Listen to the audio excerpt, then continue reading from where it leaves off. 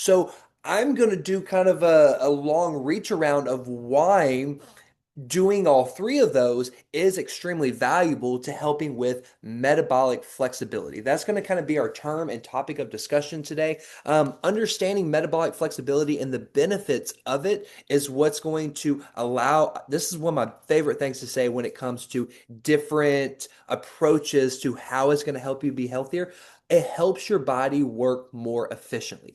So, metabolic flexibility is your body's ability to switch energy sources. I took a lot of classes in college, and something that they really dialed in on that I did not think was so important until now, is understanding the metabolic system. They talked about three main sources of the metabolic system. One's kind of a transfer phase, we'll say, but overall, we're focused on the creatine phosphate system and the oxidative system. The creatine phosphate system is your anaerobic, without oxygen, short bouts of energy that kind of rolls into the Krebs cycle of what they taught us as the second main energy source. We're not focused on that today, but overall, anaerobic versus aerobic. Your creatine phosphate system, think about creatine that we take.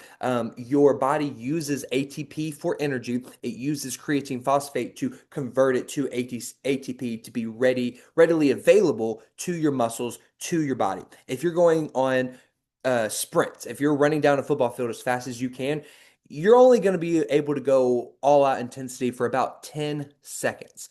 On the other side, on the oxidative system, we can also go on a run for maybe an hour, maybe 2 hours, maybe 30 minutes, or whatever it is, a longer duration because of the presence of oxygen. The creatine phosphate system, um, creatine phosphate is stored in your muscles.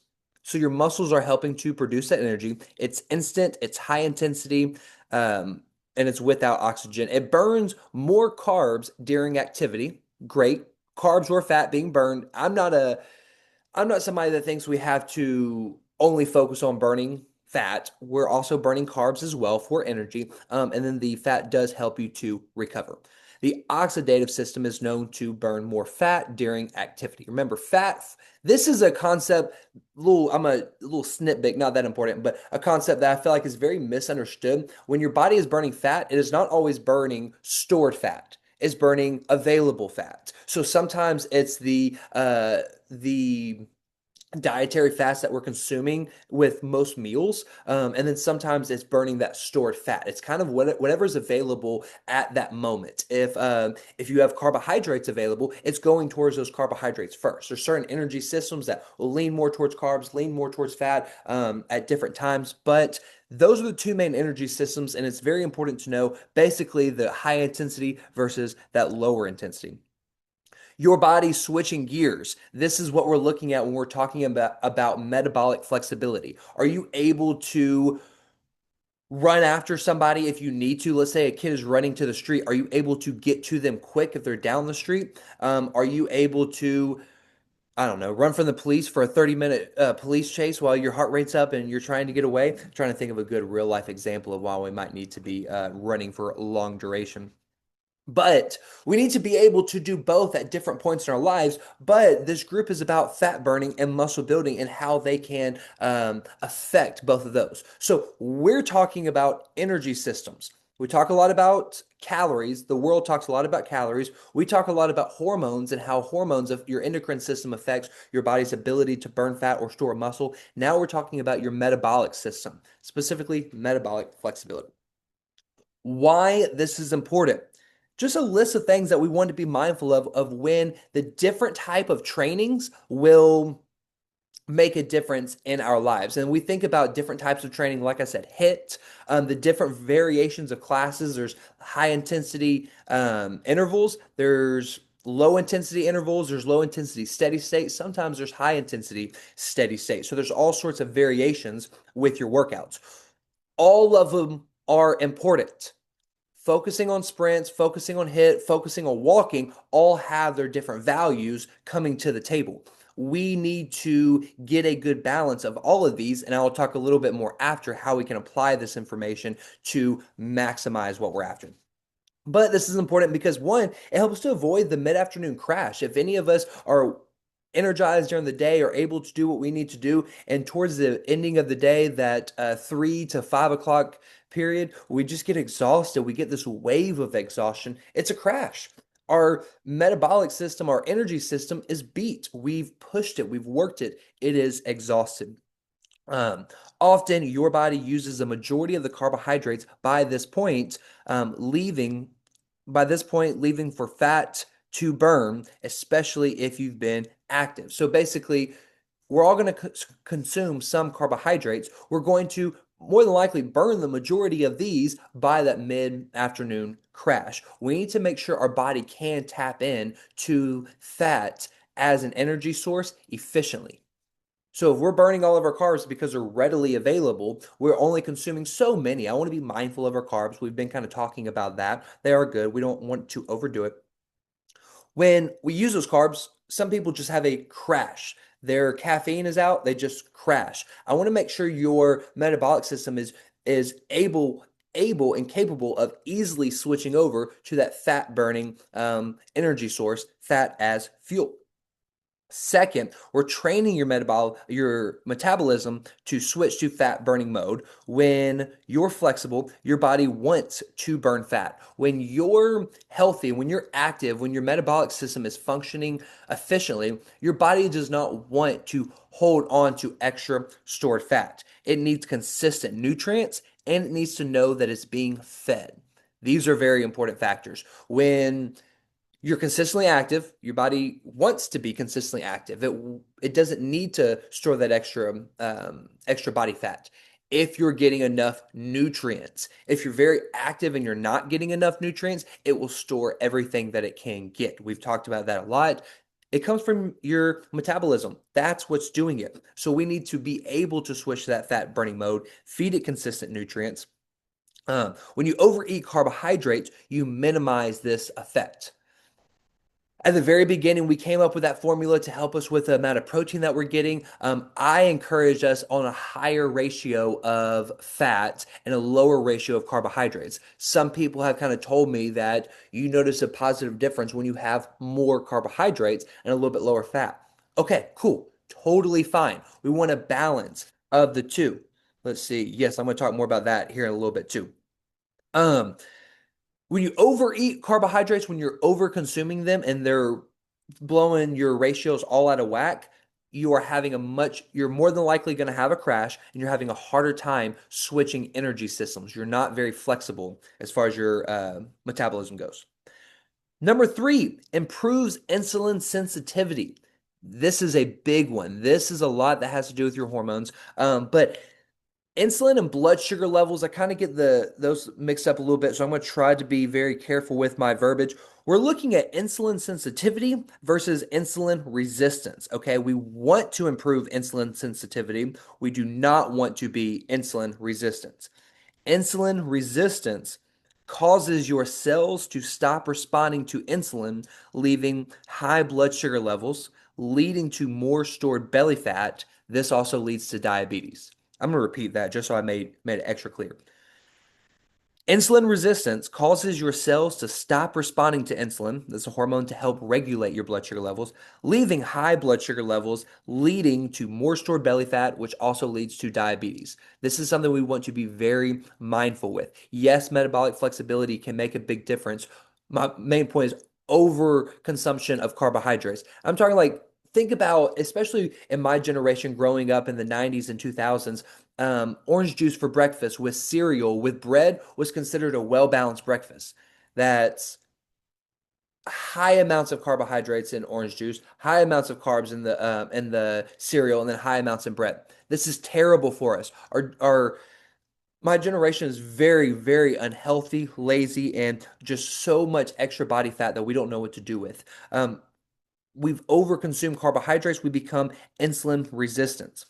Insulin sensitivity, this is what we want. We want to be insulin sensitive to insulin, allows your cells to take in glucose and put that glucose to work, energy, sugar, carbohydrates, allows your cells to take in that glucose, put it to work, giving you more energy. Insulin sensitivity, Is your body putting insulin to work, decreasing insulin levels, increasing energy, increasing fat burning efficiency. Insulin resistance is your body isn't using insulin, therefore it keeps increasing it and prevents fat burning. Okay. Hopefully, I said all that correctly. But overall, what we're looking at is when you're over consuming carbohydrates or when you're not metabolically flexible, you're not able to go on the long durations walk, you're not able to go through the sprint, you're not able to make it through the variety of different classes that we have that train your metabolic system differently, you it leads towards insulin resistance. When you are very active, when you are getting different styles of workouts, when you are getting a healthy portion of your macros, you're improving your insulin sensitivity. We want your body to react to the insulin that is being released. All of these have to do with metabolic flexibility. And this is the last one. I think it's very important. All of these things are, but I think they keep building up in level of importance. Metabolic flexibility improves your performance and recovery. If, let's say, our performance is always poor, we're going to start off with poor performance. That's just human nature. That's natural. If we're always performing poorly, we're not working out efficiently and we're not able to give it your all during a workout. When most of you, maybe not all, but when most of you started training with us, I'm sure the classes just kicked your behind. You kind of thought like you were dying, you were giving your all, and you might just poop out during the class. I doubt they're too much easier now because you're working harder now, but at the same time, you have that endurance, you have that level of energy that you can keep pushing. And so sometimes when it was hard before, it was hard because you didn't have the energy to make it through. Now it's hard because you're bringing that energy and it wears you out. This is, excuse me. This is kind of what I'm talking about when increasing performance. When you're able to do more, your body again is working more efficiently. You're able to build strength more efficiently. You're able to burn fat more efficiently when you're metabolically flexible. Same thing with recovery. Recovery is the benefit to exercise. If recovery is not a factor, exercise is not beneficial. That's why sleep is so important. That's why food is so important. Um, Sugar, I was going to say glucogen. I can never say those words. They're always in different formats. Glucogen helps, glycogen, sorry. Glycogen helps you to push hard using fat stores for immediate recovery. When you are metabolically flexible, you are switching systems quickly and naturally. When you're not metabolically flexible, you use up glycogen stores inefficiently and become tired quickly, burning less fat. Hopefully that makes sense. When, let's see, when you have glucose in your body, it becomes readily available to your muscles. That's a good thing. We want to put that glycogen to work, that glucose to work, that sugar to work. When you're flexible, you immediately start burning fat when it's time. Your body knows when it's time. It knows when to switch and it starts working efficiently. When we're not healthy in this manner, you are inefficient and you just get exhausted. I don't want you to get exhausted during your workouts. You might feel that way at the very end, but you should recover efficiently. Recovery in this manner, especially, has very much to do with recovery during a set. For boot camp, especially, we work out for about 30 seconds and rest for about 60. A lot of body blitz classes, we work out for 45 seconds and rest for 15. There might be a plank to allow you to rest from the previous exercise, but ultimately, your recovery during the workout allows for efficiency or inefficiency during the workout. You're training the metabolic flexibility makes a big difference. Okay, here's where we're going with all of this. Here's the mindset I want to adapt when we're looking at all these different benefits. It's not always about calories. Your body's burning energy with its energy stores. We need strong energy systems. You can be consuming lower amounts of calories or higher amounts of calories. Naturally, if you're in a decent range, your body will adjust and accommodate to that. And it's not going to be as simple as just your body weight. I want to get body weight off the table and not even worry or think about that while we're in this challenge. We're focused on basically efficiency, but efficiency with fat burning and muscle building. These things happen very naturally when your body is working most efficiently. And we're talking about all of the systems in your body. So it's not about calories. We are training your energy systems. Carbs and fat have their value in the energy system. Protein should not. If you're eating only protein just to get your calories in for the day, and you're not getting enough any carbs and fats, then yes, your energy system will go for protein. We don't. When you're malnourished, your energy systems will go for protein. When you're malnourished, your body's going to start breaking down your muscle fibers and put them to work for energy to be sent out into the world because we're putting our energy out there. This is why it's so important to eat enough. Otherwise, we're breaking down your muscle tissues and then it's not helping anything. We don't want too much of one or the other. However, your body will naturally adjust to favor what it is used to. Okay, so I highly recommend 35% of calories coming from protein. We can kind of keep that still with these numbers that we're going to play with. It might be a little bit lower, but what I recommended for us was, I believe this right, 15% of our calories coming from carbohydrates and 50% of our calories coming from fats. Some people's bodies didn't like that. Some people's bodies needs closer to that 50% calories coming from carbohydrates and 15 coming from fat. You can play with that ratio however you want, but ultimately my recommendation was lower carbohydrates and higher fats. Some people have noticed very clearly, no, they need more carbohydrates. Okay, as the carbs go up, the fat needs to come down. Both of which are dietary. Here's a concept for a second. Both of which are dietary, both of which become, quote, readily available to your body for energy. When you don't put it to work, your body starts to store it. Now, fat does work on its own. Fat helps to transfer hormones throughout the body. Fat can give us energy and does give us energy. Carbohydrates are technically only there for energy. Carbohydrates themselves, you could, I don't recommend it, go completely without carbohydrates and still live efficiently. You cannot go without fats. Your body will slowly begin to shut down if you are not going without fats. Because of that, I recommend adding a little bit more value to the fats. You might notice you need to kind of level it out a little bit and have higher carbohydrates because that's what your body's used to burning. I hope this is making sense. We're focused on energy system. We're focused on metabolic flexibility. We're focused on healthy ratios of fats and carbohydrates. Protein needs to be high, and then we can play with the leftovers. So that our body works as efficiently as possible, so that we can burn fat as much as possible, so that our energy systems give us energy. We should not be exhausted by the end of the day. That's what we're boiled down to. So, what do we do about this? You guys come to us for workouts. I'm very grateful that you guys trust us with your workouts. We are going to give you a big array of different levels of intensity to train your energy systems differently. We took classes over metabolic flexibility in our fitness conference and how to tweak the workouts to be more flexible in our metabolic system. This lesson and my studies over this past week have been metabolic flexibility over nutrition and how your body's using the nutrition aspect to help with your workouts. We're gonna focus on both, okay? We're gonna be mindful of our carbohydrates. We're gonna help balance them with our carbs and fats. It's very important. Yes, we talked about that from the beginning. It's very important to understand here, especially. But we're also going to spend more time walking on your own. Classes and walks burn energy in two very, very different ways. Sprints are a third way that's going to burn energy in a very, very different way. So when we talk about sprints is something I really, really, if you're taking this challenge seriously, encourage you to figure out some way to practice sprints on your own because they are time inefficient.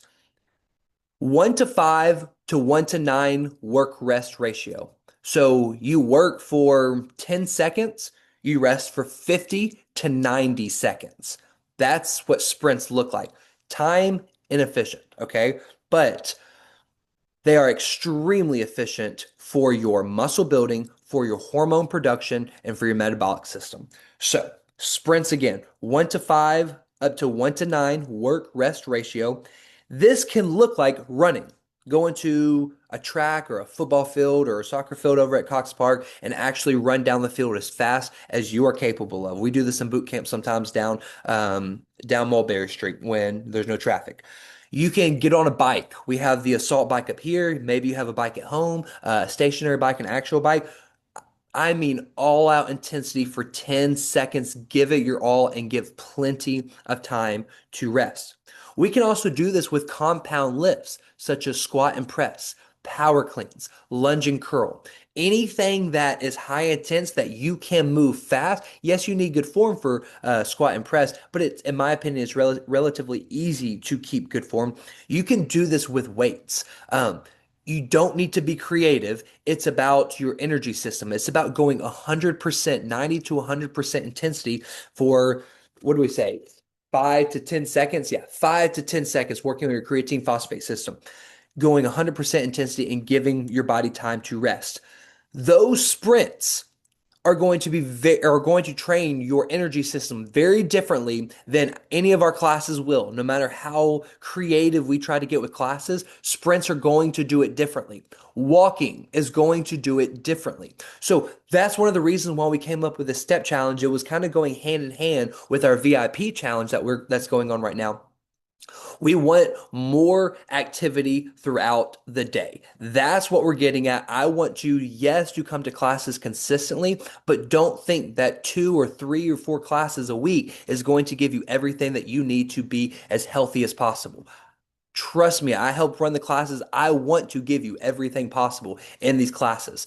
There's just limitations to what we can do as a group or as we want to work out for 30 minutes a time, meaning our walking can be 30 minutes. Karen usually goes on her walk after a personal training session. So she'll work her energy systems in one way, and then work more of the oxidative right afterwards. So she's able to get both. Finding that extra time to spend time with your spouse walking to really challenge yourself. Now, I believe most people in this group are going to continue with the classes, HIT. We'll consider categorize that as HIT. And I believe that most people in this group are going to go walking. If you're serious about it and you signed up for this challenge, I'm assuming you're serious about it. If you're really serious about it, figure out what you can do with sprints.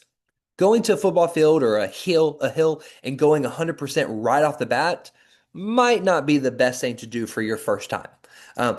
Build up to it. Uh, Doing the bicycle, doing the dumbbells and playing with exercises that can kind of help lead you that direction can be safe routes to get there. But finding that third avenue to really challenge your metabolic flexibility, that's going to be a game changer. Okay, so when we talk about what we're going to do about what we've talked about, you're going to continue with classes. You're going to be continuously intentional with getting your 12,000 steps, bump it up a little bit if you can. And then third, figure out a way to do sprints. I've talked about a lot. Let's talk about what you guys are thinking about. Questions, comments, concerns. How often are you thinking sprints? Like once a week, twice a week? I do them once a week. I might not do it every single week, but I try to do it at least once a week. I'm gonna be honest, I don't do it more than once a week because it is a lot of stress to the joints and to the muscles.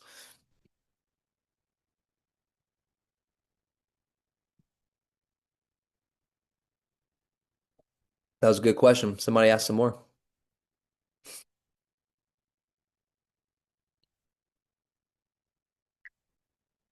All right, we talked about a lot of kind of scientific stuff, and I don't want y'all to not care. I know that I care about this stuff because it's kind of my field of studies. I want to make sure this is applicable to your lives. It's not just about what I care about. It's honestly what you care about because you're the one that's going to make a difference.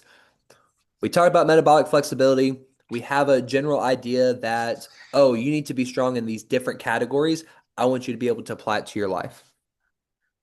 On the macros with the carbs and fats and everything. So, because I can adjust my carbs up, and if I just kind of I'll do the fats down because I haven't been hitting my fat goals, but then I blow my carb goals. So, is there like would it be easier if I went heavier on the carbs in the morning versus like at night or That's a really good question. A lot of people have asked that question and there is inconclusive results. Some people say yes, some people say no. I don't have an opinion on that. The reason why some people say yes to carbs in the morning and less at night is because now you have those carbs in your system to be put to work throughout the day. The reason why people don't like it is because you've been on a fast 8 hour, 12-hour fast, and the first thing that you're doing is consuming carbohydrates, spiking it up. So I don't have a definite answer. I would say what you're talking about with lowering fat to increase your carbs, that is absolutely okay as long as it's within reason. When we did that formula, we can go back to your email and actually look at it. There is a number for zero point 0.5 to figure out the fat, and there's a number of I'm sure that's what it was, but 0.15 to figure out the carbs. Play with those numbers. You have 100% to play with. 30 to 35 going from coming from protein. Play with the other numbers. Does that answer your question? Yep, yeah, it does. I'm gonna go play with that a bit, I think. Cool, cool. Yeah, I don't want to shame anybody for eating carbs. A lot of, memes on Instagram and Facebook talk about just not consuming carbs ever again. Step Brothers, he made a joke about I haven't consumed a carb since 2004. It's silly. We need some carbs. Overdoing it is the issue, and it's because of the hormonal issue, not because of the macronutrient itself. There's also like the carbs. Like there's carbs in Brussels sprouts, and but I also like to start my days with oatmeal and eggs. So, and that's so carb heavy. By 8 o'clock, I've eaten more than half my carbs already because of my oatmeal. Yeah, but at least you're getting fiber in it, but you're also getting the fat and the protein from the eggs. So that's a very well balanced. I'm not as much of a fan personally, this is just taste buds, of carbs early in the morning. I like my solid foods first, like my eggs mainly and meat that come with it. Olivia really loves some bread to go with it, sourdough bread, or she'll kind of tweak her breakfast a little bit different than mine to meet her needs with that. Totally fine. Cool. This week we're walking. We're getting a lot of walking in. Walking is so beneficial. And again, is that low-hanging fruit. Everybody can walk. Everybody can go on 10 to 30-minute walk in a day. It can be daylight out. It can be raining, according to Olivia. It was cold and raining the other night, and she wanted to go on a walk to hit her steps. I thought it was stupid, but we were out there with umbrellas. Yard work, let me tell you, I've done yard work the last 2 days and I've hit 30,000 steps and then 24,000 yesterday. So if you're lacking on steps, get to some yard work. That'll get it. All right. Other than that, you all have a wonderful weekend, and I will see you in just a little bit or Monday. Thanks, Austin. Thanks, Austin. Thank you.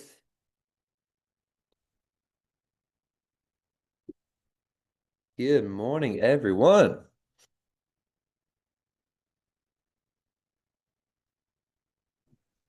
Good morning. How's everybody's week been? Chris, workouts, It's nutrition, sleep. it's been good. Yesterday I got about close to 12,000 steps. My Garmin watch was going off saying I was getting close to my 12,000 goal. So I looked at this morning. I hit 11,000, like I think 439. Ah. It helps out. I'm in Orlando setting up for a trade show, so a lot of walking today and actually yesterday and today. We'll just continue. So, but yeah, I've been more active this week for sure, and eating right. Had a good breakfast this morning. Another eggs and bacon and high protein breakfast. So Good, good, starting off good. I strong. love to hear it. Christy, how are you doing? I'm doing good. I mean, everything went good this week. I don't like that big Good. scale, but I'm getting there. You what? I don't like the scale, but I'm getting there. Cool, cool. It's okay. I don't like the scale either. I'm doing slow and steady. Alex said I Perfect. was doing good, but us women, we'd like to see more. Yes, yes, yes. And like I told you and a few others, the The better you've been doing since before the challenge, the harder it is to get results. Does not mean it's impossible. It does not mean we need to do anything drastically Hmm. different. We just need to kind of bump up that intensity a little bit. Um, I'm trying. Good, good, good. You're doing good. And we're going to talk about kind of the intensity a little bit more here today and activity because most people like the activities that we can do, not just the restrictions that we might have. Jenna, how about you? How have you been doing this week? Nutrition, protein, sleep, workouts? I've been doing pretty good. I'm just hitting this busy time at work, which is why I'm sound like I'm in a hole. I'm getting ready right now because I got to go in. Um, but yeah, I mean, my issue, I think, we talked about last week, is trying to get all the protein I need. Especially like there was one day this week I had something in the morning, and then all of a sudden this meeting that wasn't planned popped up, and there goes like half my afternoon, and so I didn't really have time to eat, and then it just so because I'm okay on one meal a day, doesn't bother me. It does, actually. You tell me about it one Does. way or another. Yeah. Your body's So not recovering. yeah. But anyway, other than that, I mean, everything was good. Workouts were hard, but that's on you. Nah, I think it was Caroline's week. We'll blame her. Okay, then it's on Caroline. Yeah, I'm still sore.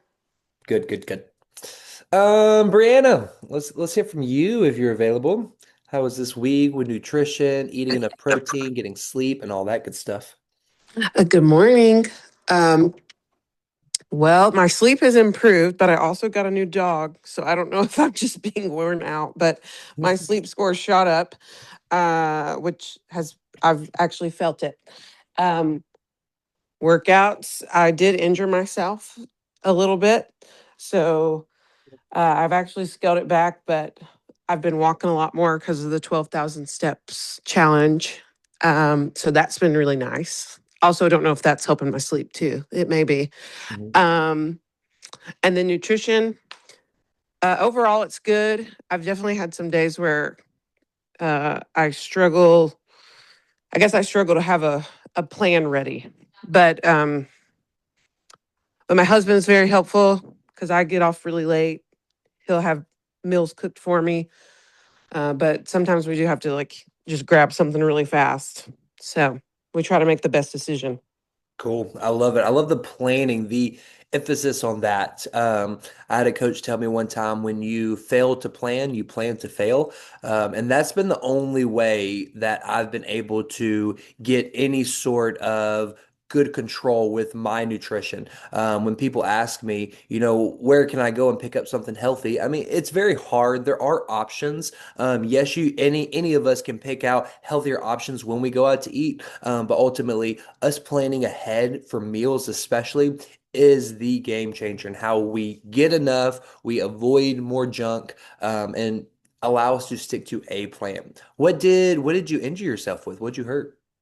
Well, one of my goals this year was to do pull-ups. So like a month ago, I guess, I practiced my dead hang with Bailey and I couldn't do it.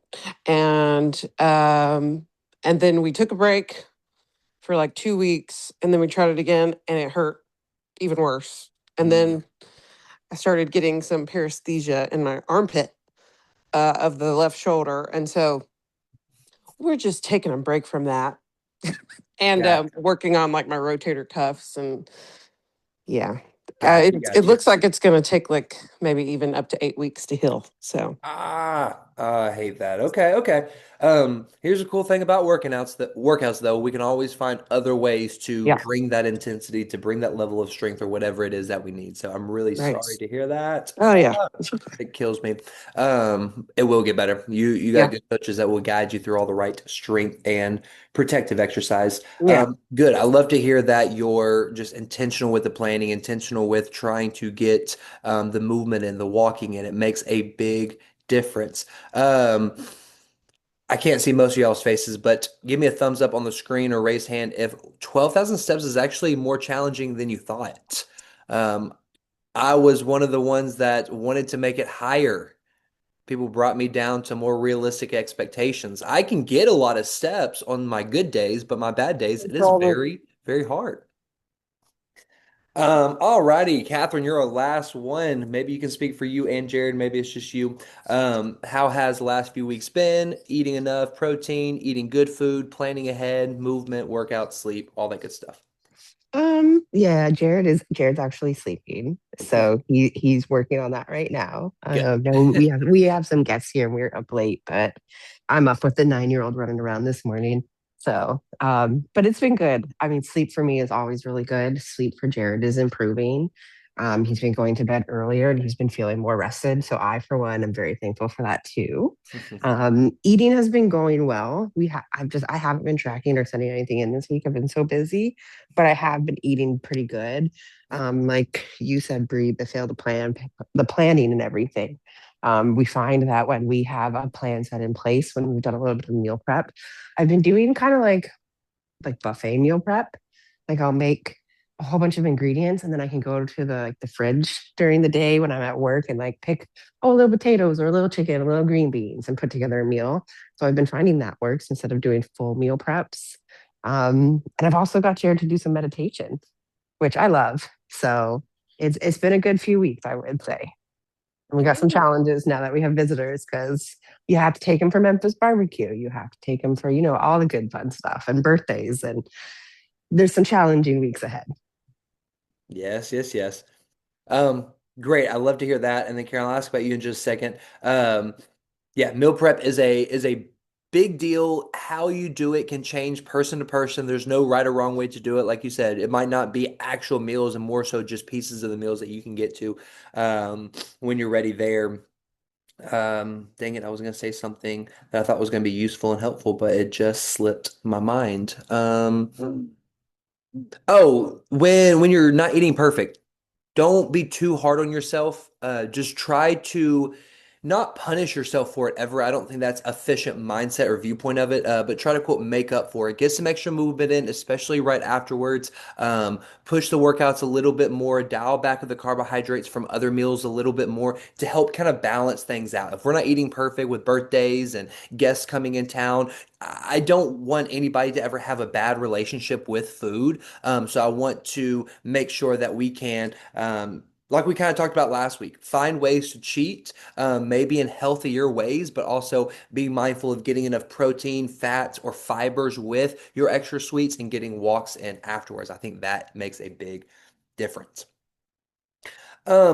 Next week, our title of the lesson is about keto diet. Ultimately, I don't think keto diet's anything crazy special. The low carbohydrates can be very valuable. I can talk more about that next week. But I think I might switch gears and focus a little bit more on meal prep and ways to approach meal prep and ways to kind of plan how to get our meals ready for the week. I think that'd be a little bit more efficient than the keto diet. Coming up, and this will kind of segue into our lesson for the day. When creating this list a little while back of what we're going to be talking about, lessons that I want to go over that can make a big difference with fat burning and muscle building. Next week, again, about the keto diet, it's really about controlling your carbohydrates and understanding how carbohydrates affects your hormone system. I think that's a big one. Today, it was hit exercise versus sprints versus walking, and kind of the different benefits of those.